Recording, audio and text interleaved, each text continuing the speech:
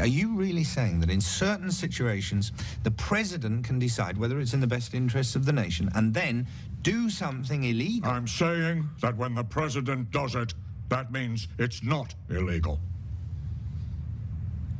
I'm sorry? That's what I believe.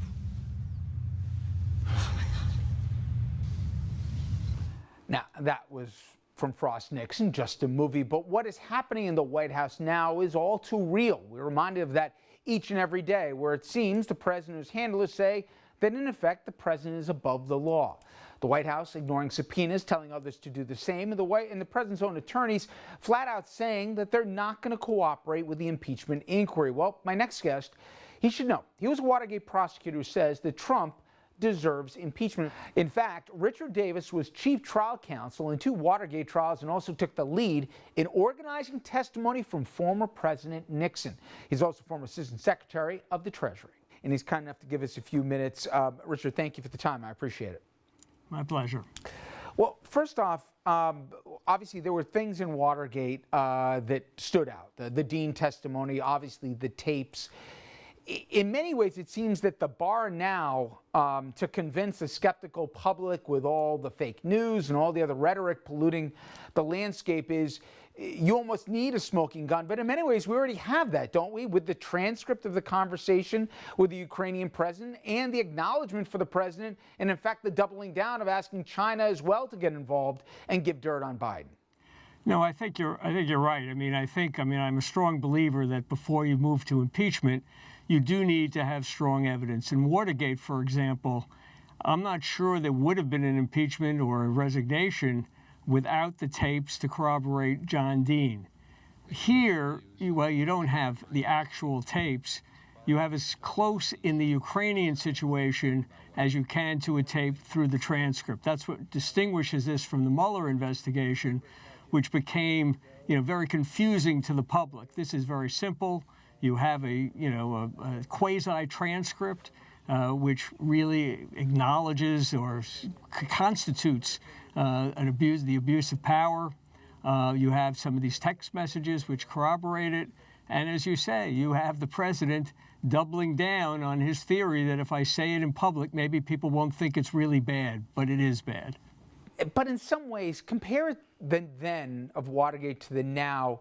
And yes, if this thing is voted in the House, basically an up and down vote, it would then go to the Senate. There'd be a trial. The Chief Justice would preside.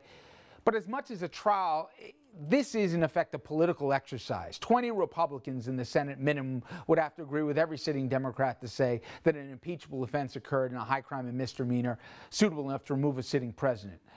To that end, the theater of this, does there need to, in your view, be more to convince lawmakers that they can go back to their constituents, even in a red state, and say, this is a bridge too far? I think you do have to put this in context. I think it is important not just to say, well, there's that transcript and let's go home, let's vote on an impeachment.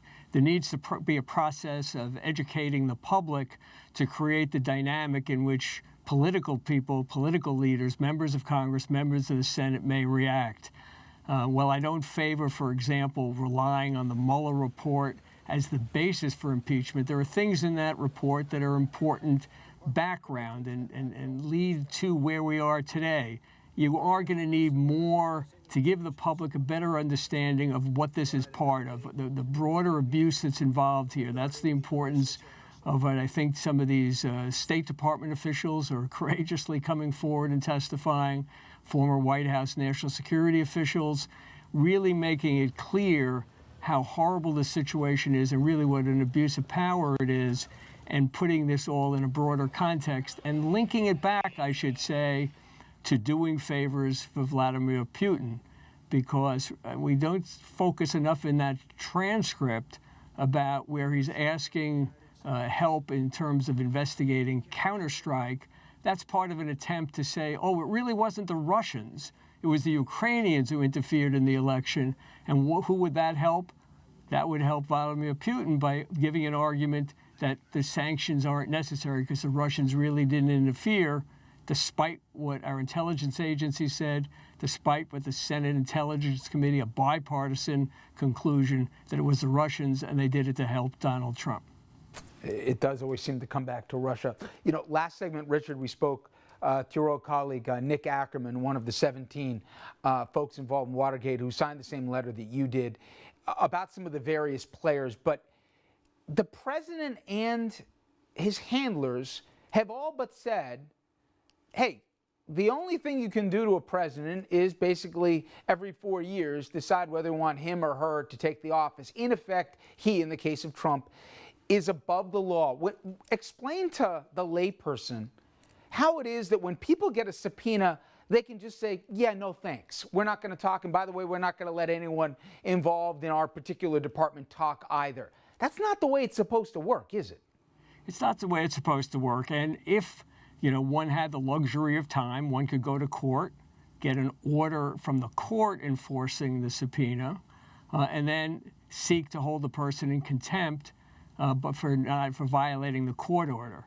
Because the alternative of going to the Department of Justice in this administration and saying, you know, make a motion to hold somebody in contempt in the administration for violating a congressional subpoena obviously isn't going to work. So there is the path by going to court. That would take time. And we may be in a situation where it just, as in Watergate, becomes another article of impeachment. That is the failure to respond to congressional subpoenas in the impeachment inquiry. That was the third article of impeachment in the Watergate situation, and it could well be an article of impeachment here. I mentioned before, among your bona fides, you used to be at Treasury. My question is, you're putting together a case.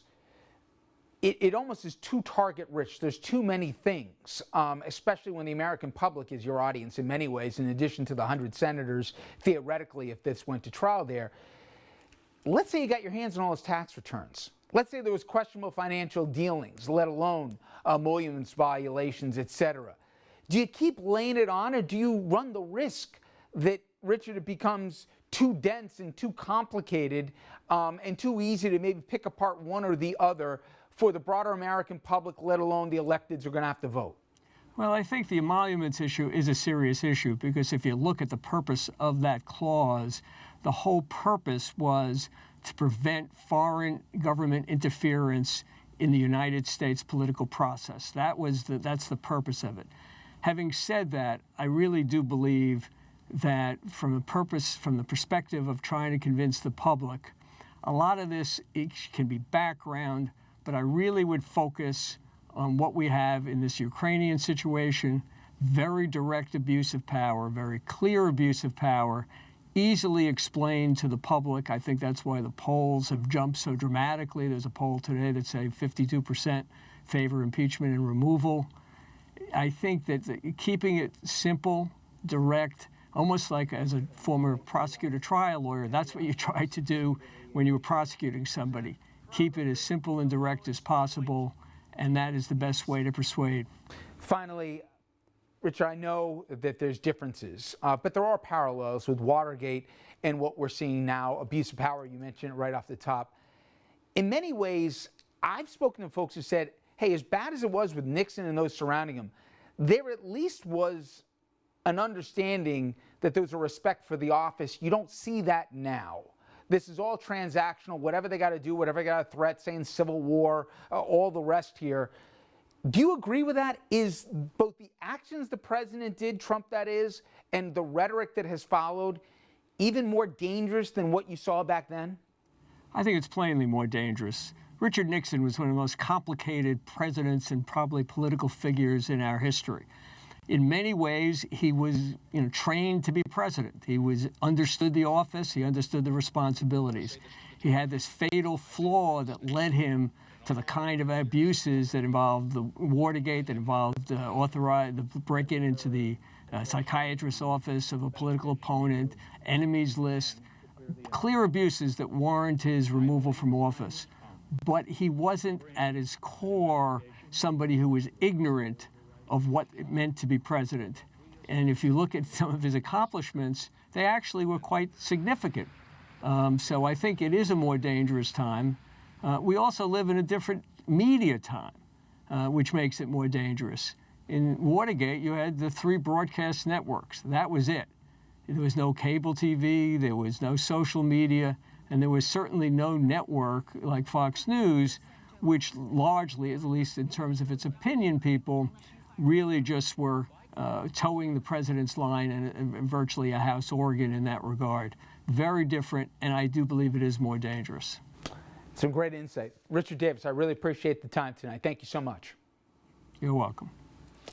All right, everybody, when we come back, as we said, last night, big debate night. Matt Taibbi from Rolling Stone, he'll discuss both Joe Biden and also the man he's trying to unseat, Donald Trump. Two guys with a lot of baggage who could face each other come a general, maybe. But a lot can happen between now and November. So as to say, stay tuned.